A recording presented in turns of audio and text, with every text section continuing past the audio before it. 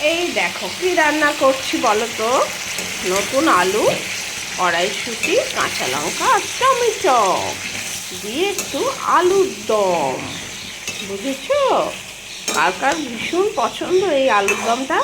আজকে রান্না করছি আমি আলুর দম। ভীষণ ভালো লাগে এই সময় নতুন আলুটা ওঠে তো, তাতে এই আলুর দমটা খেতে আমার তো ভীষণ ভালো লাগে। কার কার ভালো লাগে জানাবে কিন্তু। আর তার সঙ্গে রয়েছে এই যে ধনিয়া পাতা, আলুর দমের ওপর একটু ছড়িয়ে দিতে হবে, তাহলেই একদম জমি ক্ষীর আলুর দম। তাই আজকে আমি রান্না করছি আলুর দম।